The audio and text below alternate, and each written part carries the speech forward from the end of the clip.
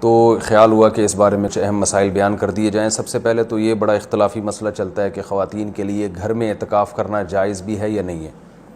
تو اس اختلاف کو بھی میں بہت ہی مختصر انداز میں بیان کروں گا۔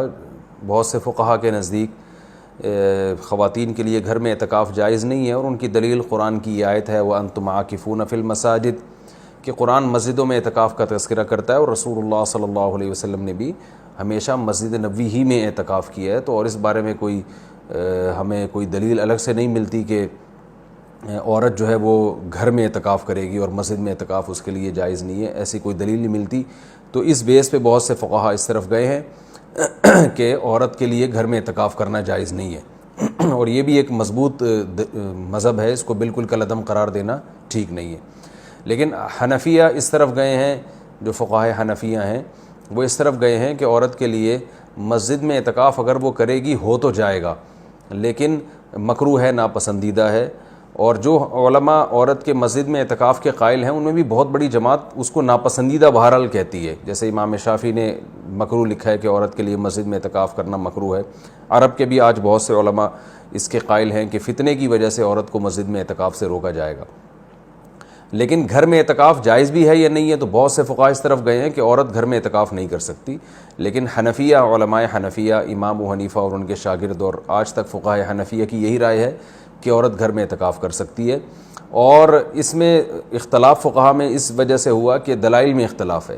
رسول اللہ صلی اللہ علیہ وسلم نے امہات المومنین کو حکم دیا تھا کہ مسجد میں جب انہوں نے نبی صلی اللہ علیہ وسلم کے ساتھ اعتکاف کے خیمے لگائے تو آپ نے ان خیموں کو اکھاڑنے کا حکم دیا۔ اس کے بعد حدیث میں آتا ہے کہ نبی صلی اللہ علیہ وسلم کے دنیا سے جانے کے بعد امہات المومنین ہر سال اعتکاف کیا کرتی تھیں۔ اب اس میں یہ تشریح نہیں ملتی کہ مسجد میں کرتی تھیں یا گھر میں کرتی تھیں۔ تو جو حضرات کہتے ہیں کہ مسجد میں اعتکاف کرے گی عورت، گھر میں اعتکاف جائز ہی نہیں ہے، وہ کہتے ہیں کہ مسجد میں کرتی تھیں، اور دلیل وہی دیتے ہیں کہ بھئی اعتکاف کا محل تو قرآن سے پتہ چلتا ہے مسجد ہے۔ اور جو علماء جیسے حنفی فقہا وہ اس طرف گئے ہیں کہ نہیں وہ گھر میں کرتی تھیں، ان کی دلیل یہ ہے کہ نبی صلی اللہ علیہ وسلم نے جب مسجد میں ان کے خیمے اکھاڑ دیے تو اس بات پھر یہ بعید ہے کہ وہ مسجد میں اعتکاف کرتی ہوں، کیونکہ مسجد میں بیٹھنے کو نبی نے ناپسند کیا تھا۔ تو میرا مقصد، صرف بتانے کا مقصد یہ ہے کہ کیونکہ اختلاف اور فرقواریت کا دور ہے نا، تو کوئی بھی کسی دوسرے کی دلیل کو نہ سننے کے لیے تیار نہ ماننے کے لیے تیار۔ تو اس بارے میں دونوں طرف مضبوط دلائل ہیں۔ امام شافعی، امام احمد ابن حنبل اور امام مالک اس طرف گئے ہیں کہ عورت کے لیے گھر میں اعتکاف جائز نہیں ہے، اور مسجد میں اعتکاف کرنا ہے یا نہیں کرنا، تو اس پر تو سب کا اتفاق ہے کہ ہو جائے گا، لیکن مکروہ ہے، ناپسندیدہ ہے، زیادہ تر علماء کی یہی رائے ہے۔ اور گھر میں اعتکاف ہوگا یا نہیں ہوگا، تو تینوں ائمہ کی رائے ہے کہ گھر میں اعتکاف عورت کے لیے جائز نہیں ہے، لیکن امام حنیفہ کی رائے ہے کہ جائز ہے۔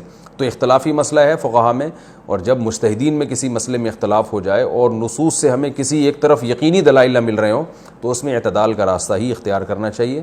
آپ کسی بھی رائے کو فالو کریں، مگر دوسرے کو یہ نہ کہیں کہ یہ قرآن و سنت سے بالکل 100% متصادم ہے، یہ نہیں کہا جا سکتا۔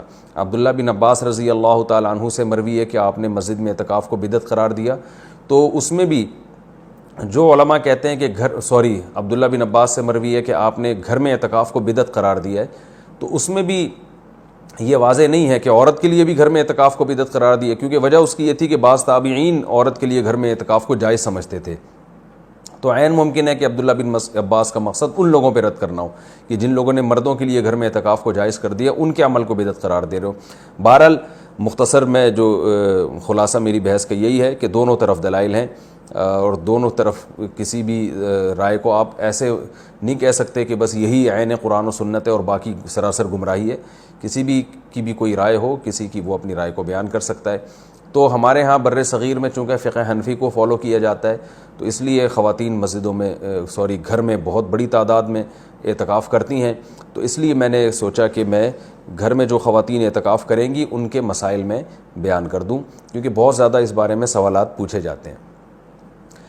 جو خواتین گھر میں اعتکاف کریں گی وہ گھر میں ایک مخصوص کمرے کو جس میں عام طور پہ وہ نماز پڑھتی ہیں وہ خاص کر دیں، کیونکہ بہت سی خواتین یہ پوچھتی ہیں کہ ہم پورا گھر ہی اگر فرض کر لیں اعتکاف میں، تو میں ان سے کہتا ہوں پھر پورا محلہ ہی فرض کر لیں، تو اس میں کیا جا رہا ہے؟ تو ایسا نہیں ہوتا کہ پورا گھر یا پورا محلہ، اعتکاف کا ایک خاص مقصد ہوا کرتا ہے، وہ مقصد پورا گھر کو متعین کرنے سے حاصل نہیں ہوگا۔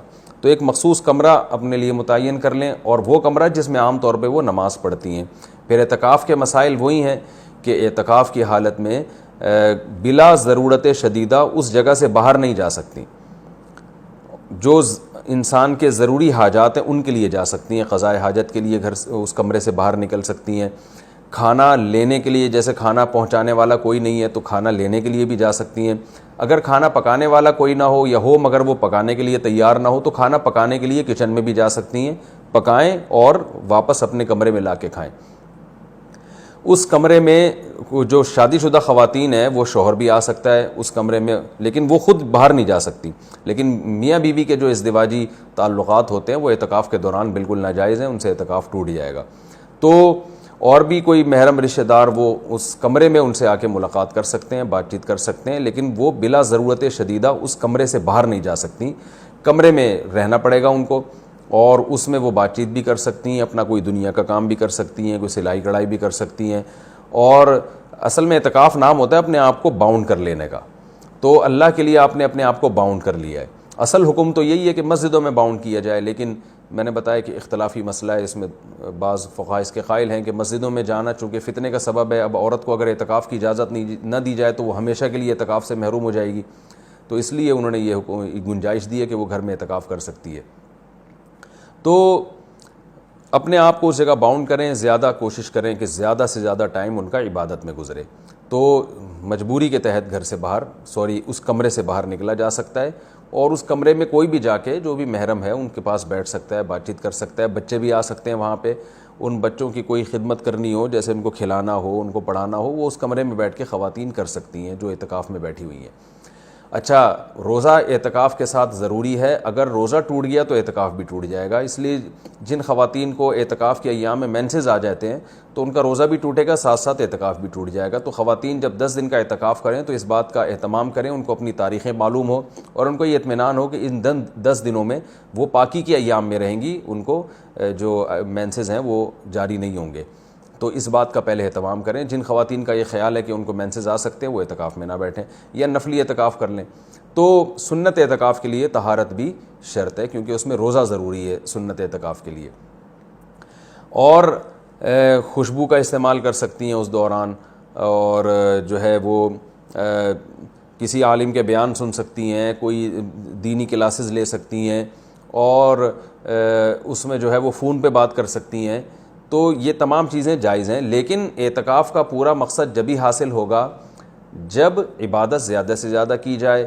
لہذا خواتین جو بھی گھر میں اعتکاف کریں گی ان کو اس اپنا پوری ترتیب اور شیڈول بنانا چاہیے, صبح و شام کی تسبیحات, تلاوت, اور زیادہ سے زیادہ عبادت, اور لیلۃ القدر کا حصول, اور گناہوں سے توبہ. رمضان کا جو مقصد ہے, اعتکاف کا جو بنیادی مقصد ہے وہ کیا ہے کہ آپ کی حالت چینج ہو جائے, آپ کو گناہوں سے توبہ کی توفیق مل جائے. تو یہ سب کام کا اہتمام کرنا چاہیے. اور مرد جو مسجد میں اعتکاف میں بیٹھیں گے ان کے بھی وہی مسائل ہیں جو خواتین کے ہیں کہ مسجد سے باہر نہیں وہ جا سکتے, مسجد کے اندر رہ کے جو بھی جائز کام ہے وہ کر سکتے ہیں. اس میں اگر کوئی اپنی پڑھائی کرنا چاہیں تو پڑھائی بھی کر سکتے ہیں. اس میں اصل تو یہ کہ عبادت کریں جس کے لیے آپ بیٹھیں یہاں پہ, لیکن جائز کام جتنے بھی ہیں جو مسجد کے آداب کے خلاف نہ ہوں وہ بھی اعتکاف میں کیے جا سکتے ہیں, اس میں کوئی حرج نہیں ہے. اللہ تعالیٰ سے دعا ہے کہ اللہ تعالیٰ ہم سب کو سمجھنے کی, عمل کرنے کی توفیق عطا فرمائے.